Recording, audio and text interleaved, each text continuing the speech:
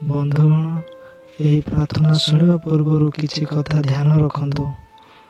ଶାନ୍ତି, ଆନନ୍ଦ ଏବଂ ବିଶ୍ୱାସ ସହିତ ତୁମର ଦିନ ପାଇଁ ସ୍ୱର ସ୍ଥିର କରି ପ୍ରଭୁ ଯୀଶୁଙ୍କ ସହିତ ବିତେଇବା ପାଇଁ ଉପଯୁକ୍ତ ସମୟ ଅଟେ।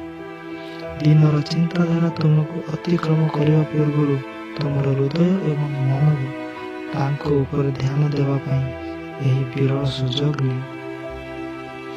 ସକାଳର ପ୍ରାର୍ଥନା ଆପଣଙ୍କ ମାର୍ଗଦର୍ଶନ କରିବାକୁ ଆପଣଙ୍କ ଦିନର ପ୍ରତ୍ୟେକ ବିବରଣୀକୁ ଈଶ୍ୱରଙ୍କ ନିକଟରେ ନ୍ୟସ୍ତ କରିବାକୁ ଏବଂ ଆପଣଙ୍କ ଜୀବନର ତାଙ୍କ ଉପସ୍ଥିତିରେ ଆମନ୍ତ୍ରଣ କରିବାକୁ ଅନୁମତି ଦିଅ। ଚାଲନ୍ତୁ ଏବେ ଆମେ ପ୍ରାର୍ଥନା ଆରମ୍ଭ କରିବା। ଓ ପ୍ରିୟ ପ୍ରଭୁ ଯୀଶୁ, ଏକ ନୂତନ ଦିନର ଉପହାର ପାଇଁ ଧନ୍ୟବାଦ, ଧନ୍ୟବାଦ, ଧନ୍ୟବାଦ। Hallelujah, hallelujah, hallelujah. ମୁଁ ତୁମକୁ ଏହି ଦିନ ଅର୍ପଣ କରୁଅଛି। ଆଜି ମୁଁ କରୁଥିବା ସମସ୍ତ କାର୍ଯ୍ୟ ପ୍ରେମ ଏବଂ ତୁମର ଗୌରବ ପାଇଁ ହେଉ।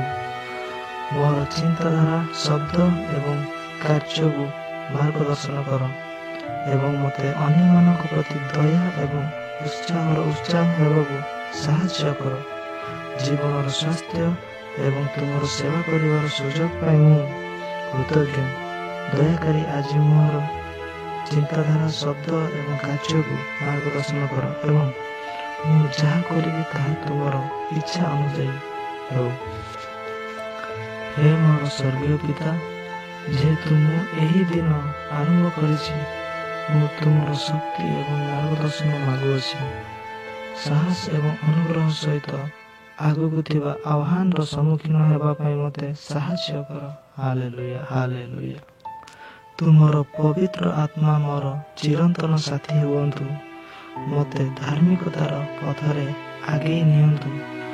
ଯୀଶୁଙ୍କ ନାମରେ ମୁଁ ପ୍ରାର୍ଥନା କରେ। Hallelujah, hallelujah, hallelujah. ପ୍ରଭୁ ଯୀଶୁ, ଆଜି ସକାଳେ ମୋତେ ତୁମର ଶାନ୍ତି ଦିଅ। ତୁମେ ନିୟନ୍ତ୍ରଣରେ ଥିବା ଜାଣି ଚିନ୍ତା ଏବଂ ଚିନ୍ତାର ଛାଡ଼ିବାକୁ ସାହାଯ୍ୟ କର।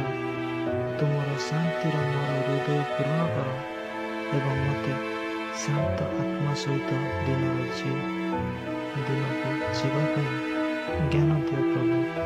ହେ ମୋର ପରମେଶ୍ୱର, ମୋର ସୃଷ୍ଟିକର୍ତ୍ତା ଏବଂ ମୋର ରକ୍ଷକ, ମୁଁ ଏହି ଦିନ ତୁମକୁ ସମର୍ପିତ କରେ। ମୋତେ ତୁମର ପ୍ରେମ ଏବଂ ଅନୁଗ୍ରହ ଏକ ଉପକରଣ ଭାବରେ ବ୍ୟବହାର କର। ମୋତେ ଅନ୍ୟମାନଙ୍କ ପାଇଁ ଆଶୀର୍ବାଦ ହେବାକୁ ଏବଂ ମୁଁ କରୁଥିବା ସମସ୍ତ କାର୍ଯ୍ୟ ତୁମର ଆଲୋକ ପ୍ରତିଫଳ କରିବାକୁ ମୋତେ ସାହାଯ୍ୟ କର। ମୋର ଜୀବନ ତୁମର ଗୌରବ ସାକ୍ଷୀ ହେଉ।